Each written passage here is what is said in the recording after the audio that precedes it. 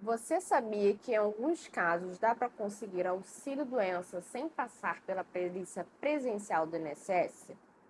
Mas atenção, muita gente está tendo o benefício negado porque acredita que basta enviar um atestado pela internet. E não funciona assim.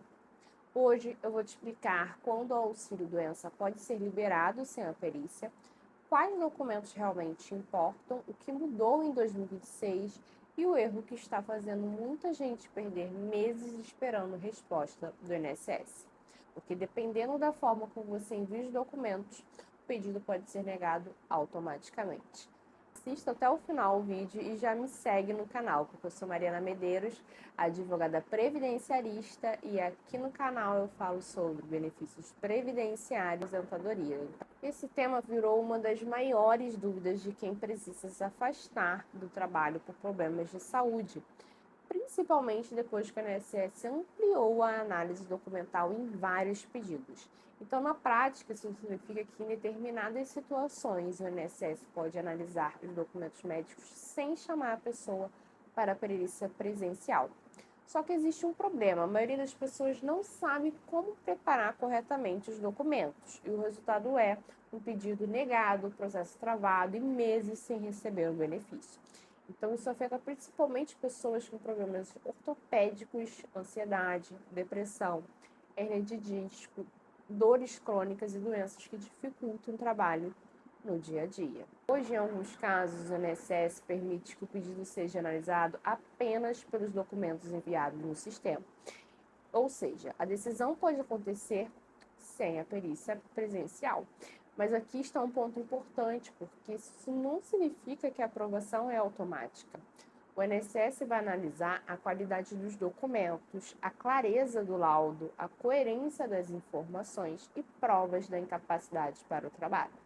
Então, se uma pessoa com crise de ansiedade envia apenas receita médica e um atestado simples, o INSS pode entender que faltam provas. Agora, imagina uma outra situação: a pessoa apresenta o relatório detalhado do psiquiatra, histórico do tratamento, uso contínuo de medicamentos, exames e descrição das limitações no trabalho. As chances da aprovação vão aumentar significativamente. Percebe a diferença? Esse é o ponto que quase ninguém explica direito. O INSS não quer apenas saber qual é a doença. O foco principal é como aquela doença impede você de trabalhar. Então, por isso, o laudo médico precisa responder as perguntas importantes, que é: qual é a doença, quais os sintomas que ela causa, quais atividades ficaram limitadas, qual é o tratamento que está sendo feito e quanto tempo de afastamento é necessário. E tem outro detalhe importante: documento genérico enfraquece muito o pedido.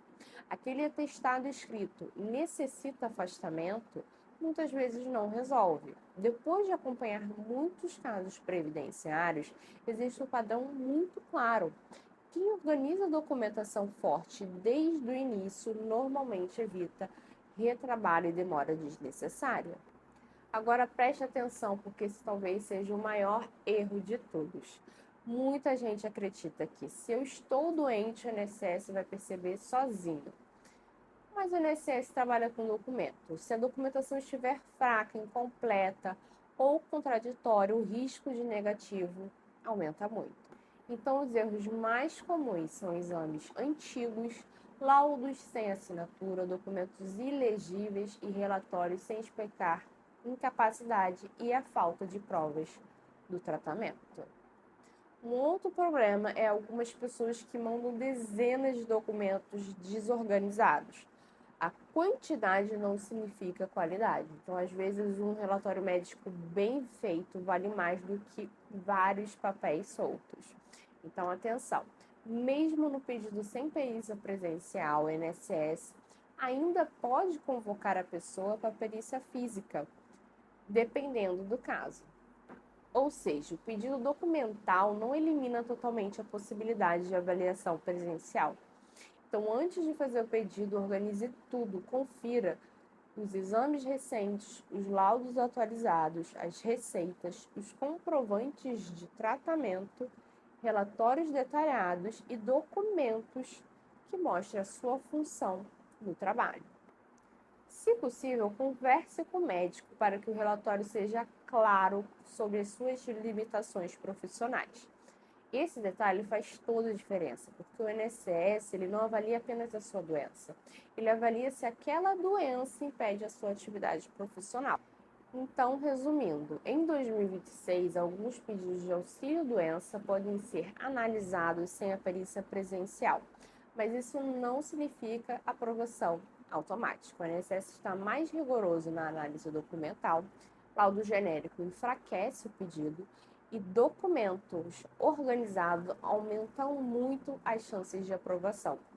E mesmo no pedido online, ainda pode existir a convocação para a perícia presencial. E o mais importante é entender que o benefício não depende só da doença, depende da forma como a incapacidade é comprovada. Se esse vídeo te ajudou, se inscreva no canal, porque eu sempre posto conteúdos simples e práticos sobre o INSS e direitos previdenciários. E aproveita para assistir o próximo vídeo, porque eu vou mostrar quais documentos mais ajudam na aprovação do auxílio-doença hoje. Um abraço!